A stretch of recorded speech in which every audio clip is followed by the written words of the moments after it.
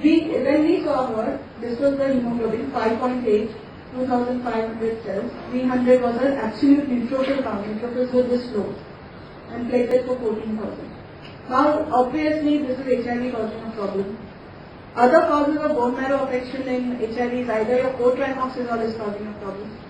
Mycobacterium avium complex can cause this problem, pancytopenia.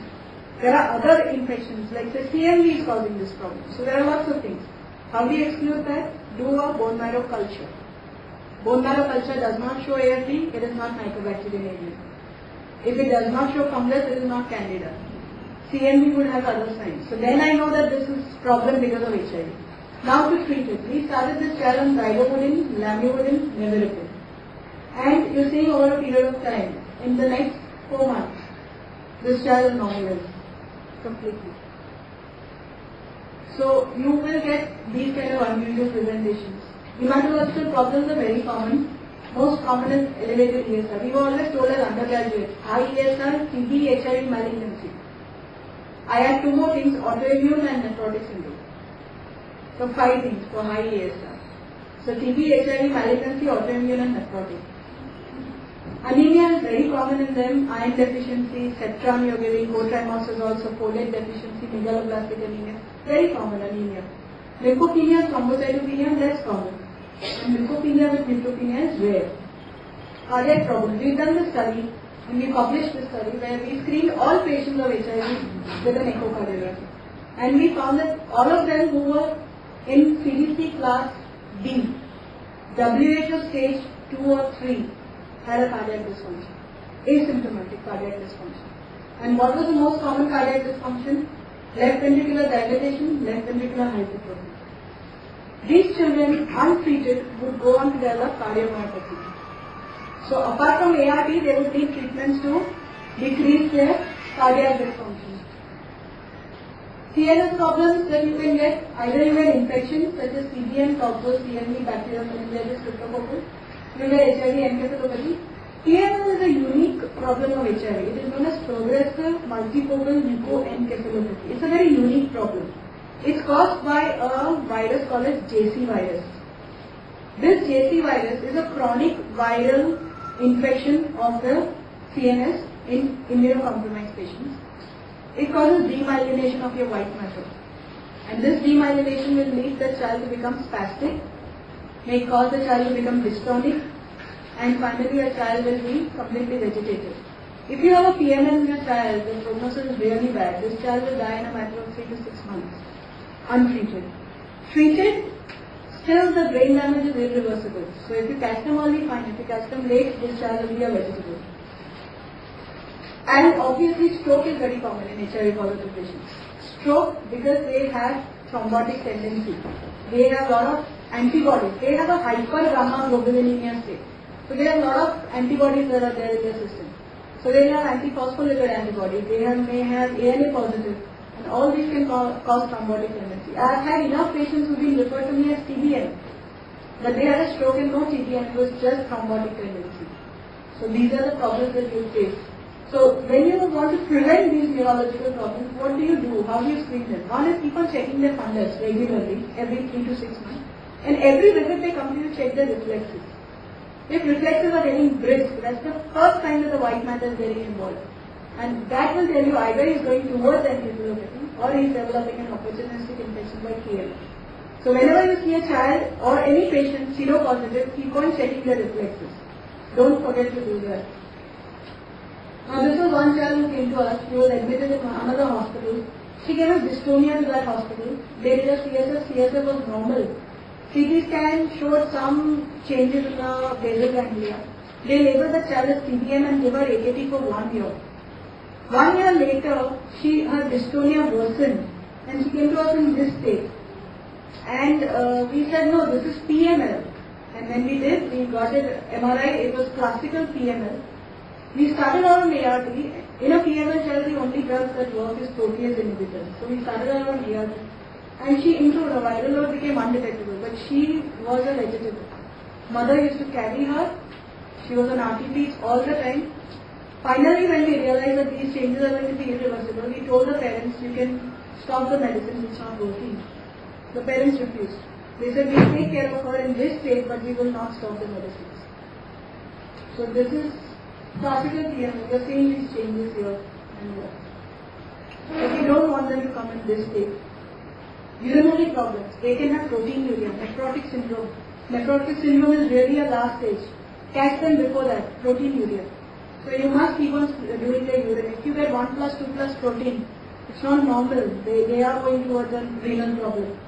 So you must do the urine and blood pressure regularly. Malignancy. Lymphoma is very common in HIV positive child. If you have a child whose lymph nodes are not regressing on treatment, think of lymphoma. This is one child we had.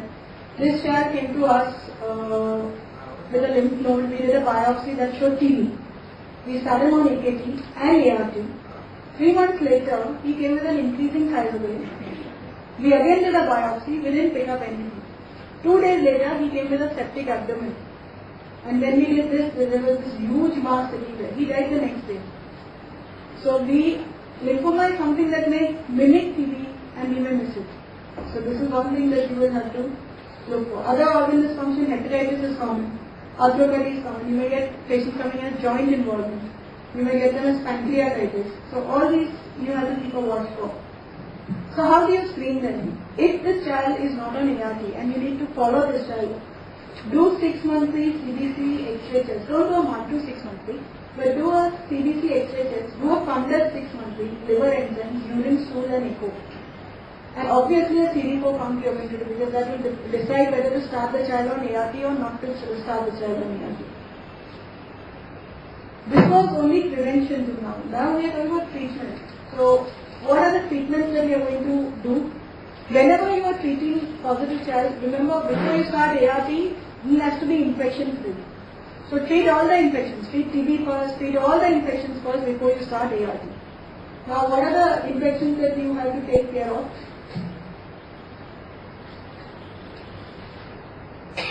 Infections that you have to take care of is TB, PCB and the other infections. Treatment is the same as any non-HIV child. So if TB is there, 6 months AKT is what I am going to do. If oral thrush is there, 7 days of local application is what I am going to do. But sometimes I may need treatment longer. So it's not necessary that I will stop the therapy at 6 months. I may go it for 9 months or 12 months. So therapy may be longer but the treatment is the same. For organ dysfunctions, whenever I have an organ dysfunction, I know HIV virus is causing the problem here. Until I don't take care of the virus, these organ dysfunctions will not go. So for me, an organ dysfunction becomes an indication of starting ART. So if I have a child with an organ dysfunction, I have to start ART. So if I have a hematological problem, what are the other things I can do? I can use erythropoietin, IVIG, steroids, depending on whether there is thrombocytopenia, there is neutropenia. If there is a neurological problem, ART is the choice. If there is proteinuria, then I will give ACE inhibitors to decrease the proteinuria. If there is LIP, I will give steroids. If there is cardiac, I may give captopril to decrease the afterload. I may give diuretics to decrease the preload. Now we come to antiretroviral therapy. Now before we start on antiretroviral therapy, just few things that I want to highlight is, I'm not going to talk about the drugs too much in detail, but when should you start and whom should you start with this, right? Are they going to be compliant? This is lifelong therapy. And if they fail this therapy or they are not compliant, they will become resistant. Then whatever is the second choice is expensive, more side effects. So are they going to be compliant? What is the best regimen? We've got 20 drugs for HIV now. So which ones am I going to use for this child? What are the possible drug interactions? I have a child on AKT, antifungal, Cetram plus ART together. So many drugs going on. So drug interactions I have to keep in mind. Does this child really require ART? Is another question. Just because he is positive, should I start him on ART? And when will I change? So I have to keep in mind this regimen that I am going to start is not going to remain with him forever. There will come a time when he will fail. So what is going to be my second line? So I have to decide my second line first and then go on to the first line.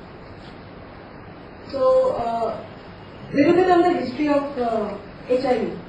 Now when the first epidemic came in 1980s in India, there was a huge scare because there was no treatment and this disease was severe enough to cause stigma and wasting and really social problems. Then Ridovudin came as anti-cancer drug in 1987, and because it was working for HIV, people started using it. We are very lucky in India that we started using ART 10 years after the West started using it. So we did not do any of their mistakes that they did. Okay, so what they did was they started one drug. And what happened? This is a viral load. Viral load came down and immediately started rising in the next 2 to 3 months. So I had a temporary relief. I did not achieve anything. So we were fortunate we did not have this. We could not do this in our patients. So we prevented this. Then 1994, you can imagine 7 years one drug was there. Then 1994 2 drugs came. 2 drugs came, viral load went down, but again slowly rise. So it was not working. Then in 1997 the era of HART came, highly active antiretroviral therapy. Then we gave 3 drugs, viral load went down and kept on remaining down. So that's how your triple drug therapy came for HIV. And this has come in 1997, so it's hardly 12 or 13 years. So who should receive ART? Now these are the various drugs. Now if you remember, there are 3 groups. There is NRTI group, there is NNRTI, and there is a PI. There are 3 groups of drugs. You are going to use 3 drugs. Your 3 drugs, out of which 2 is going to be NRTI. So your base is formed by 2 NRTI base. And the third can be either an NNRTI or a PI. So that's how our drug policy goes. Even for our second line, third line, that's how we are going to base. So you can use Ridovudin, Ranibudin, Adakavir, Diadenosine or Stavudin. So out of these 2, this is nevirapine alfavirins, 1. And in children we use Nelfinavir, Lopinavir, Ritonavir, Indinavir. So these are the drugs that you can use in children. Now there is no need for you to take down the drug doses, because what we need to remember is these are the drugs this child will be on. This child should not be on Stavudin, Diadenosine and Ridovudin combination. That's the wrong combination. So you should just remember what combination it should be and what side effects are going to occur. Now children require drug as per milligram per kg, or they require according to surface area. We can't have a standard 1 BD or half BD. We have to do according to that. So and some drugs are not available as liquid. Some of them are available only as a capsule. Diadenosine is available only as a capsule. So those things we have to take in mind before we select a particular drug that is available. So how do we select? We choose a regimen most likely to work. We choose a regimen with least toxicity. We choose a regimen that has less interactions with other drugs. It's going to be cost effective. So these are the issues that we are going to keep in mind when we start ART. So what we are using 2 NRTI and 1 NNRTI. America is using 2 NRTI and 1 PI. And UK is using 2 NRTI and 1 NNRTI. So every country has their own protocol. What we are using is this. Is this regimen effective? Yes, we've got very good control. 6 months later, most of the patients are asymptomatic. Quite a few of them are feeling better. Few of them who were actually in age when we started, they didn't improve. So they are the ones who fell first. So what happened to the CD4? 100% had an increase, 100% had a viral load decrease, 50% in fact became undetectable viral load, and very good increase in the CD4 count. So what are the recommendations for starting ART? You have to stage the child, whether he is mild, moderate, severe. If he is moderate or severe, that is stage 3 or 4, you have to start him on treatment. You can't wait, whatever is the CD4 count. But if he is on 1 or 2, that means not very symptomatic, then you have to do his CD4 count. If CD4 count is low, then only start treatment. That's why your CD4 count becomes important here. And these are the ratios. Now another issue about this. 1997 HART came. 1997 when HART came, the cutoff for CD4 was 350. So the mantra at that time was reach early, reach hard. Then people said, no, this is causing a lot of problems, there are lots of side effects. So they brought down the CD4 count to 200. So they said, now if it is only less than 200, treat, otherwise don't treat.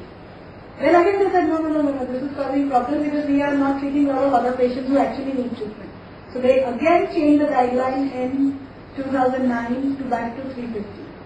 So 350 is the cutoff now. So anyone less than 350 you will treat.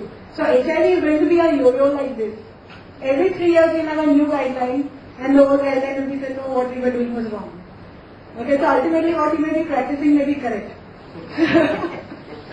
We are not wrong. If anything happens, you can always say, but I am following the 1997 guideline, or I am following the 209 guideline. So you are not wrong with any guideline that you are following.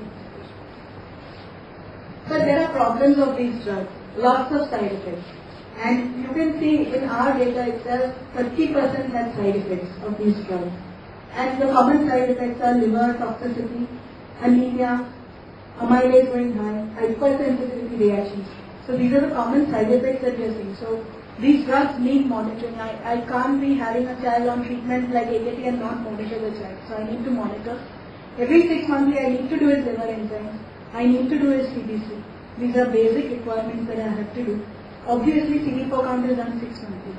So when you have a child on treatment, CD4 count, CBC and liver enzymes. So this is the time interval that we got. Most of them started developing side effects by 2 years. 2 years of treatment. So this is the time most of them will have side effects. So now what we are seeing is problems not because of opportunistic infections.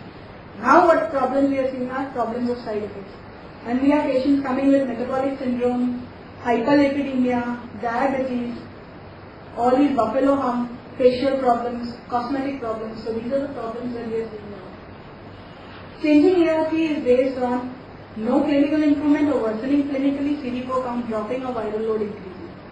It's simple as that. So if we get this is what we are supposed to do. Clinically worsening, dropping CD4 count, increasing viral load. One other indication of changing may be side effects. If he's getting too many side effects, then he'll have to change. And social problems are obviously there, which I don't need to dwell upon, but I just told you offhand how we've been dealing with these social problems. And growth is another problem, so nutrition is very important in our field. 72% have growth failure, so very important. So management of HIV is a specialized effort and it needs a cooperation. It has to be a teamwork. It cannot be one-sided management. And we have to take care of OIs and organ dysfunctions and growth. ART, be careful with the side effects and treat not only the child but the entire family. So that's the end of this talk. And then we have the next one on diagnostic problems and